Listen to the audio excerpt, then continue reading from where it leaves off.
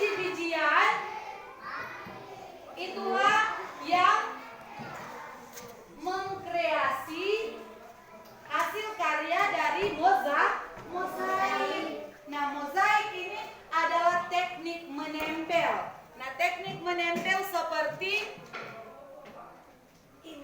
biji-bijian. Nah, ini adalah karya dari Quincy Oppin. Dia boleh menggambar burung Garuda dengan menggunakan biji-bijian jagung. Dan ada kombinasi yang menggunakan beras putih. Nah, kita beri tepuk tangan.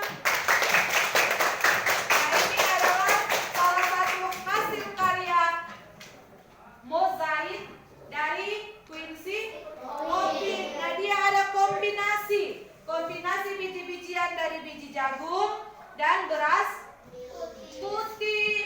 putih. Nah, ada juga dari kreasi dari ini dari Anantathore. Satu kreasi dari Anantathore yang ada kombinasi biji-bijian.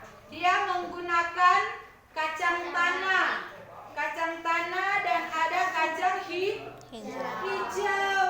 Nah, inilah sebuah hasil karya yang menggunakan teknik menempel biji-bijian yang ada di sekitar kita. Kita bisa memanfaatkan sumber daya alam yang ada di sekitar kita. Sama yang tadi bilang, orang mesti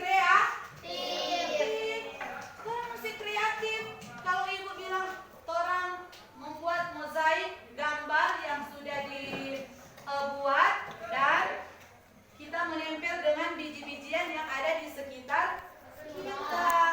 Nah, ada juga dari hasil karya dari Keila Piri.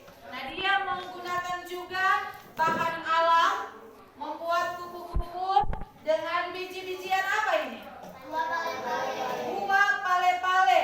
Nah, ini banyak di alam, banyak di kebun yang orang boleh manfaatkan, orang boleh berkreasi.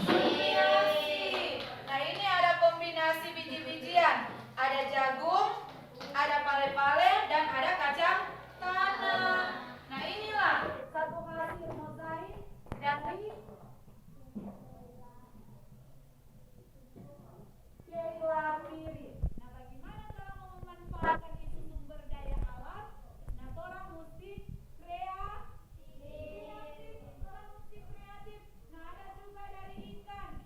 Ikan itu hasil karya dari Jennifer. Dia ada kombinasi biji-bijian dari jagung dan beras putih. Nah, ada juga dari Aprilia Monday. Nah, tadi di situ ada batu-batuan, ada jagung, ada kacang tanah dan lain sebagainya yang boleh orang buat hasil karya dari mozaik. Karena mozaik ini merupakan gambar 2 atau 3 dimensi dan cara pembuatannya gampang, tidak susah, hanya mengumpulkan keping-kepingan yang ada di sekitar kita, biji-bijian yang ada di sekitar kita, dan kita membuat satu